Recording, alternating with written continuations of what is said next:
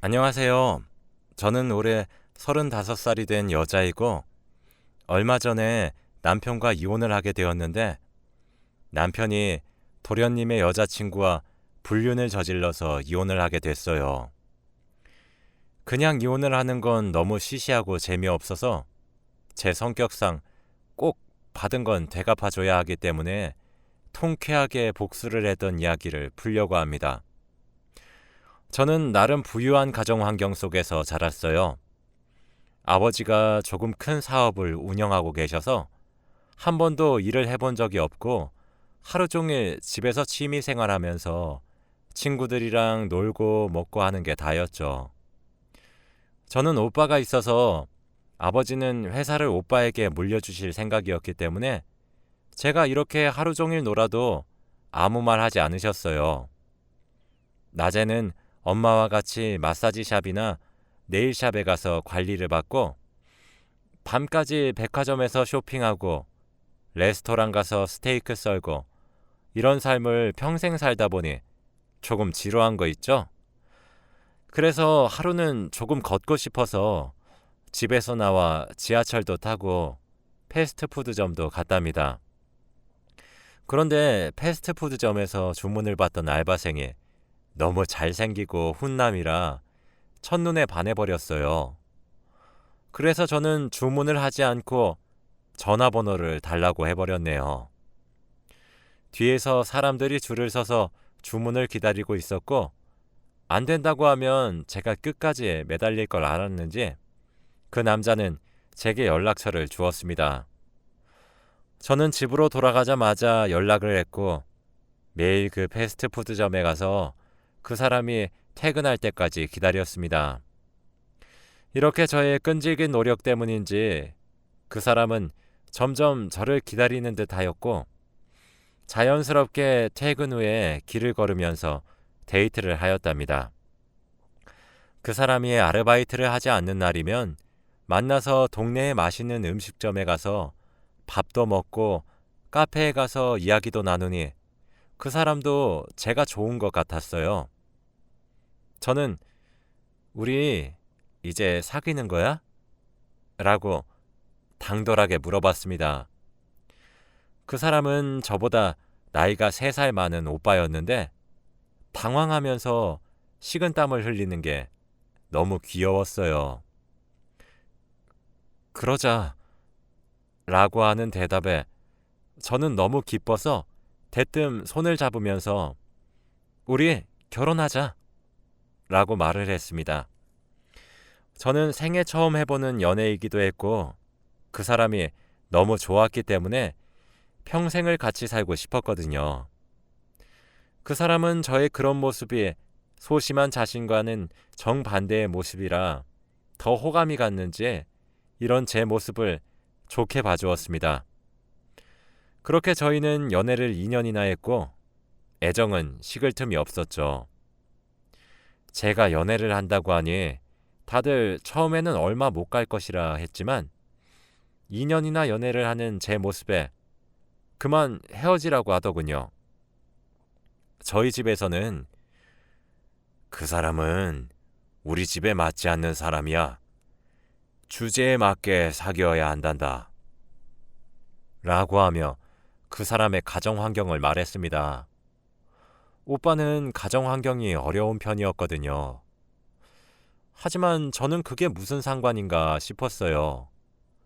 부모님에게 오빠 한 번만 만나보고 결정해줘. 라고 말을 했죠. 저는 결혼 전에 오빠를 집으로 데려와 저희 가족과 인사를 나누게 했고 부모님은 오빠의 싹싹하고 예의 바른 모습에 조금 놀랐는지 요즘 청년들이랑은 좀 다르네 라며 좋아하셨습니다. 요즘 사람들은 다들 어른한테 예의가 없다며 못 배운 티를 내는데 오빠는 그렇지 않다고 했죠. 그래서 저는 오빠가 드디어 사윗감으로 인정을 받은 기분이라 너무 기뻤습니다. 오빠, 우리 드디어 결혼할 수 있다? 라고 하니 오빠도 너무 좋아하며 내가 평생 행복하게 해줄게. 라고 했어요. 그렇게 저와 오빠는 속전속결로 결혼식을 올렸고, 오빠는 공무원 준비를 하고 있었는데 그 공부를 그만두고 아버지가 운영하시는 회사로 들어와서 일을 하게 되었죠.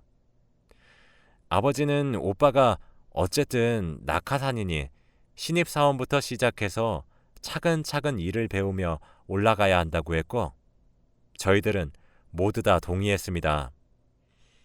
그래서 오빠는 회사의 회장님의 사위라는 것을 숨긴 채로 신입사원이 하는 일부터 배웠어요. 오빠는 금방 일을 잘했고 회사 일이 적성에 맞았는지 승진도 잘 됐습니다. 지금 생각해보면 아마 아버지가 오빠 승진시켜 주려고 일부러 사위라고 말하고 다닌 것 같아요. 아무튼 그렇게 단기간으로 승진한 사람은 오빠가 처음일 겁니다. 오빠가 나름 높은 직급으로 승진했고 저희도 어느덧 결혼 8년 차가 되었습니다. 어릴 때 결혼을 해서 결혼을 한 지 오래됐지만 그렇게 나이가 많은 것도 아니었죠. 그런데 요즘 들어 남편이 집에도 자주 들어오지 않고 집에 와도 하루 종일 휴대폰만 만지고 있길래 여자의 직감으로 예상했죠. 여자가 생긴 것 같다고요. 누구랑 연락을 그렇게 해? 얼마 전에 알게 된 건데 내 동생 있잖아. 도련님? 내 동생 여자친구가 우리 부서 사원인 거 있지? 둘이 5년이나 사귀었는데 이제 곧 결혼할 것 같더라. 그래서 우리 미래의 재수랑 이야기하고 있지. 얼마 전에 알게 돼서 세상에 이런 우연이 있나 싶네. 너무 신기하지 않아? 저는 도련님의 여자친구랑 문자를 한다고 하길래 안심했고 세상에 그런 우연이 있냐며 같이 맞장구를 쳤습니다. 그런데 날이 갈수록 아예 대놓고 그 여자랑 전화도 하고 만나러 간다면서 밖으로 나가는 게 아니겠어요. 그래도 도련님이랑 결혼할 사이인데 단 둘이서 그런 만남을 가지는 게 조금 의심스러웠고 남편이 자는 동안 휴대폰을 몰래 보니 역시 외도의 흔적이 발견되더라고요. 둘은 연인 사이처럼 이야기를 나누었고 사귀는 사이 같았습니다. 화가 났지만 단순히 이혼을 하기에는 너무 시시하고 재미가 없을 것 같아서 오빠와 그 여자한테 복수를 하기로 결심했어요. 그 도련님 여자친구분 있잖아. 갑자기 왜? 아니, 이제 결혼할 사이면 나한테 소개시켜 줄 수 있는 거 아니야? 같이 여행 가는 거 어때? 넷이서 가까운 곳이라도 가자. 결혼 전에 우리랑 미리 친해지면 얼마나 좋아? 남편은 당황하는 듯 했어요. 에이, 동생이 싫어할걸? 그럼 내가 도련님 설득해 볼게. 저는 다음날 바로 도련님에게 연락을 드리니 너무 좋다며 지금 당장 계획을 짜겠다고 하시더라고요. 그렇게 저희는 1박 2일로 강원도를 여행 가기로 했답니다.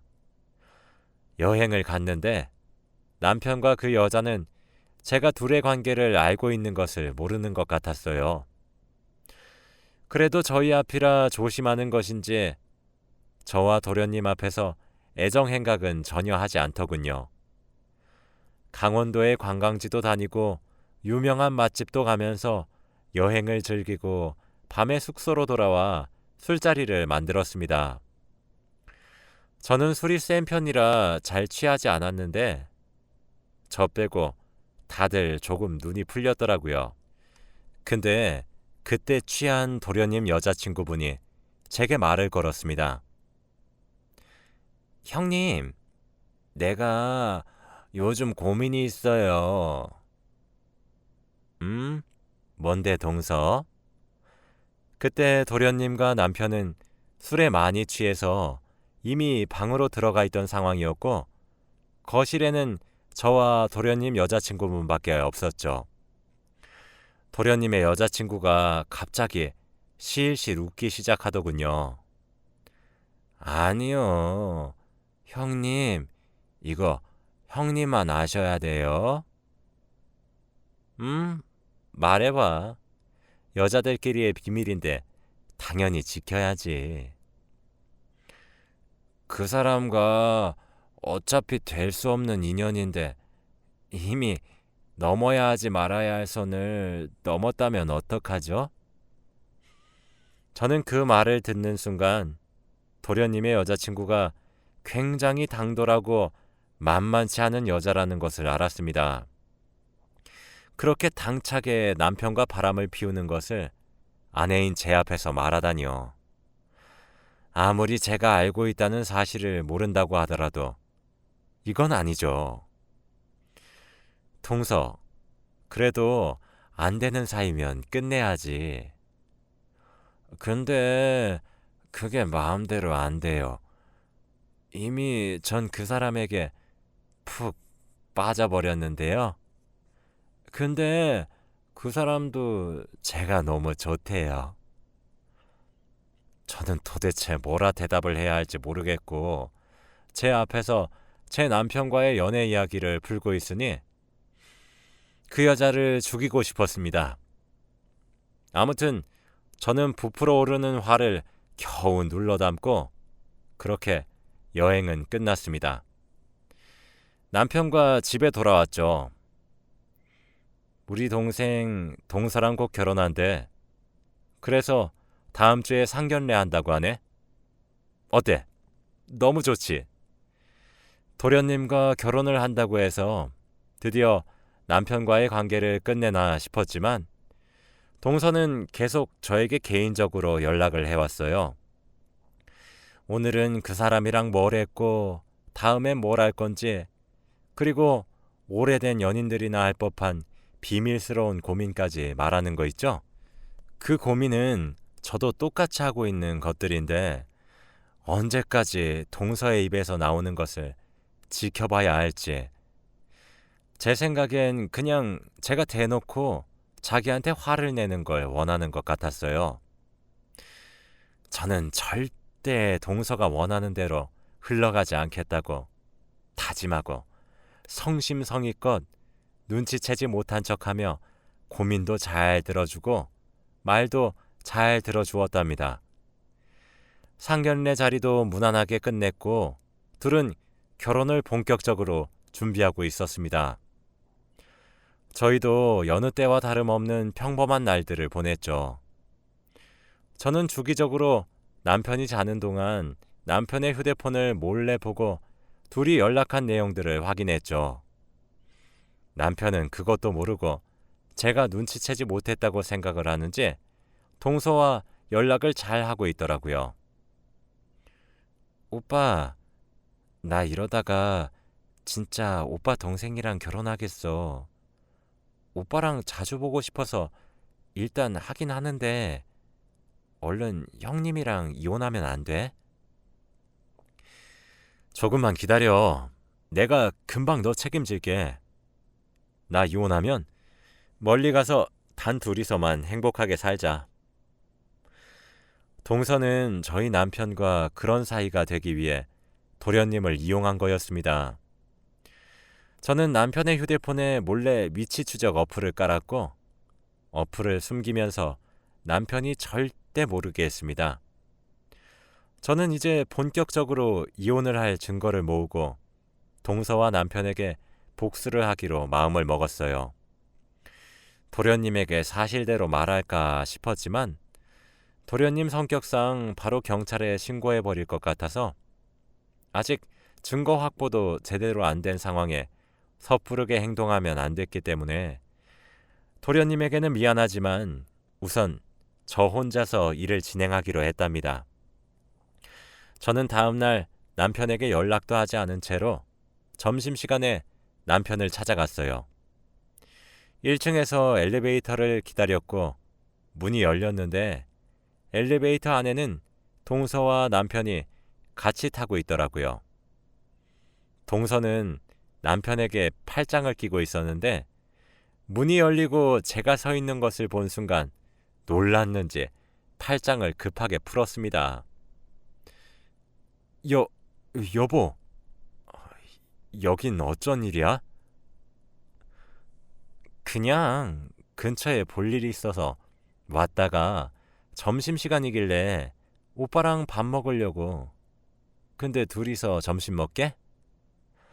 아, 그냥 근처에 거래처 사람이 왔다고 해서 셋이서 점심 먹으려고 했지.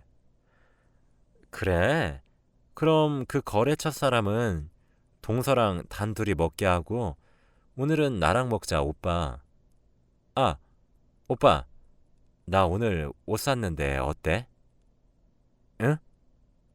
너무 예쁘지? 저는 일부러 동서와 저의 수준 차이를 직접적으로 남편에게 보여주기 위해 백화점에서 신상이랑 신상은 다 구입했죠. 동서도 가정 형편이 좋은 것은 아니었기 때문에 같은 여자로서 자격지심은 충분히 느끼는 듯 했어요.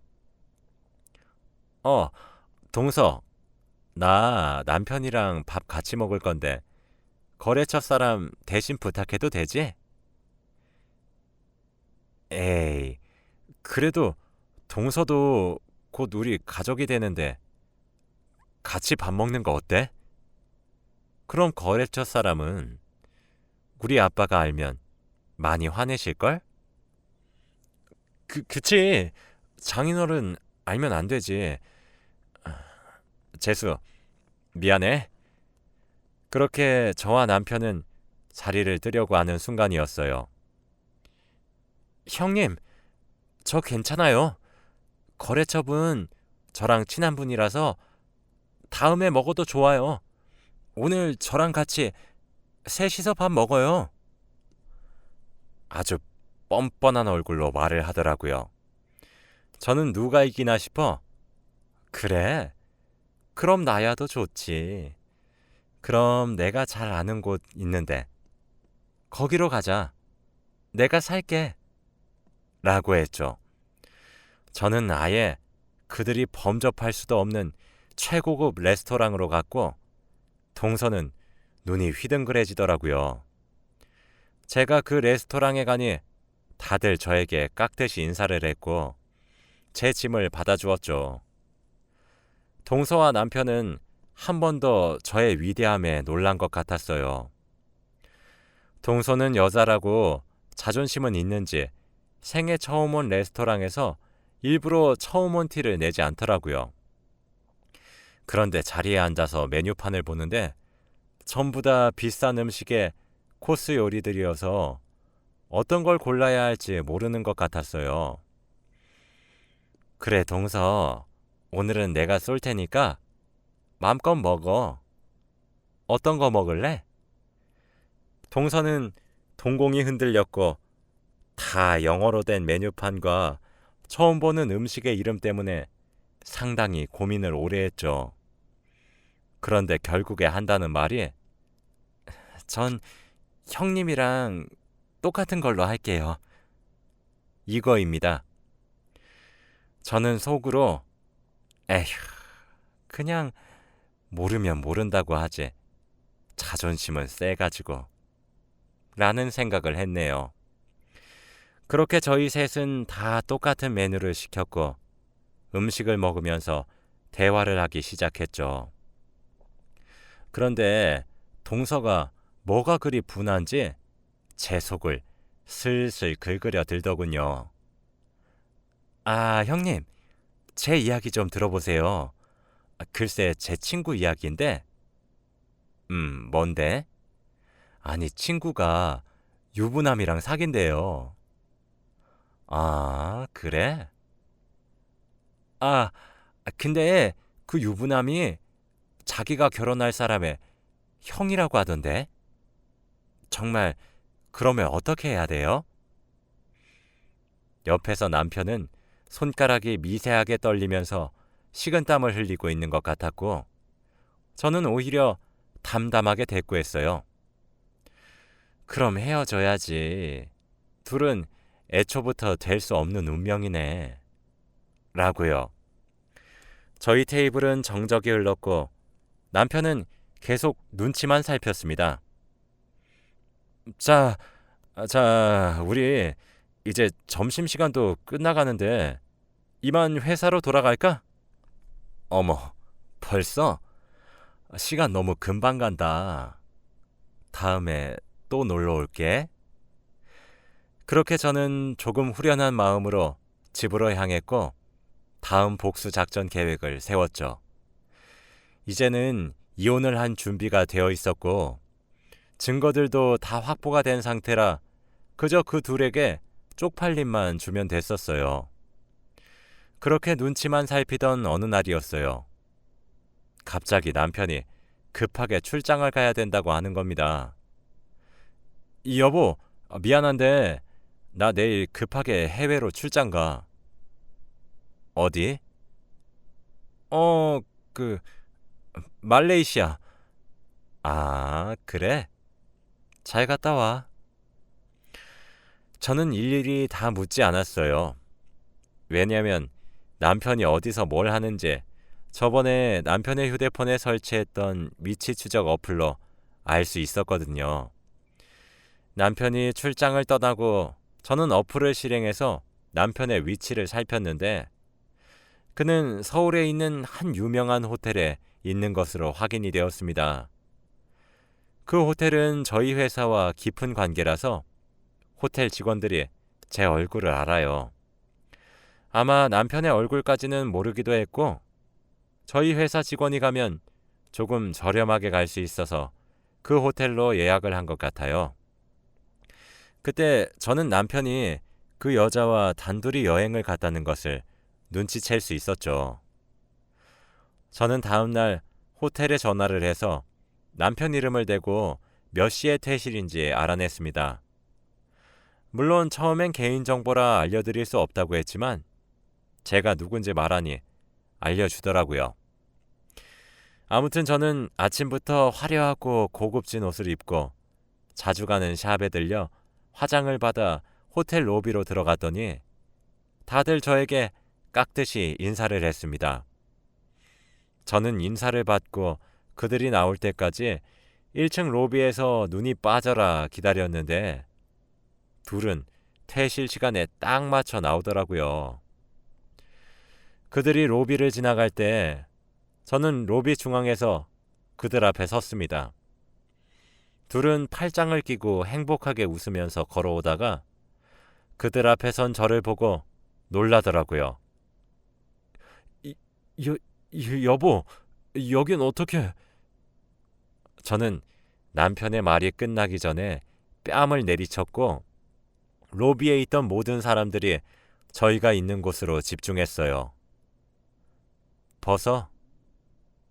어? 남편은 저에게 맞은 뺨을 부여잡고 쳐다봤고 저는 내가 준 것들 다 벗으라고 라며 소리쳤어요. 남편은 당황을 하며 주위 시선들을 확인했는데 모두 다 저희를 쳐다보고 있었죠. 여보, 내 말 좀 일단 들어. 벗으라고. 제가 버럭 소리를 지르니 남편은 시계, 벨트, 지갑 등등 제가 선물한 값비싼 명품들을 하나둘 바닥에 떨어뜨리더라고요. 동서, 아니, 민서 씨, 이 사람 이런 사람이에요. 내가 겉은 화려하게 바꿔봤는데 속은 안 바뀌더라. 이래서 우리 아빠가 못 배운 것들은 만나면 안 된다고 했는데. 민서야, 그냥 너 가져. 너 줄게. 둘이서 멀리 가서 행복하게 살아. 라고 한 뒤 유유히 로비를 나왔고 남편의 얼굴을 보니 수치심을 많이 느꼈는지 눈에 눈물이 조금 맺힌 것 같더라고요. 그렇게 집으로 돌아와서도 화가 풀리지 않아 회사 커뮤니티에 글을 썼습니다.